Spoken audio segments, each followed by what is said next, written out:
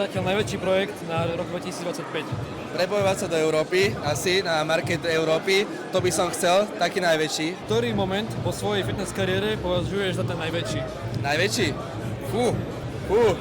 Asi bratovi kúpiť auto, to bolo pre mňa, že som sa asi rozplakal skoro, no. Keby si mohol zatrénovať s akýmkoľvek kulturistou alebo hociakou fitness hviezdou, ktorá by to bola? Úprimne? Ty kokos. Akože veľmi dobrá otázka, poviem úprimne, nesledujem už momentálne novodobú kulturistiku, ale kebyže mám jedného jediného človeka si vybrať, s kým by som si chcel zacvičiť, boli by to medzi troma, hej. Bol by to buď Dorian Yates, bol by to buď Urs Kalinesky, či neviem, vysvetlí sa jeho priezvisko, alebo tretie by to bol asi klasický Chris Bumstead, lebo veľmi milý chlap, dal by som aj pusu na líco. Asi tak by som to uzavrel.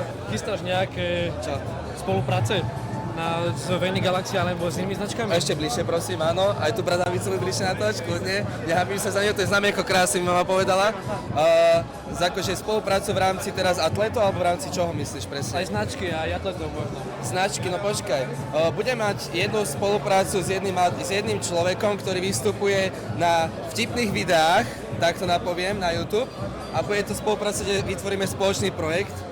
Takže to bude jeden človek a potom v rámci toho, že ako kolaborovať sa s nejakými inými značkami, zatiaľ nemám nejaký cieľ, pretože nie je tu veľmi s kým by som úprimne chcel, hej. Čiže my radšej pôjdeme solo, urobíme solo. Mám konkurenciu, ale v Európe je tá konkurencia zatiaľ podľa mňa slabá voči produktom, čo máme. Úprimne, keď mám tak sa vyjadriť, ale uvidíme, čo príde na trh. Budeme sa snažiť byť stále jednotka, ak sa hovorí, takže tak. Okay. Veľmi si fešák, určite po tebe idú všetky dievčatá. Vie si predstaviť, že sa na teba pekne pozerajú? Čo nie? Ale prestaň.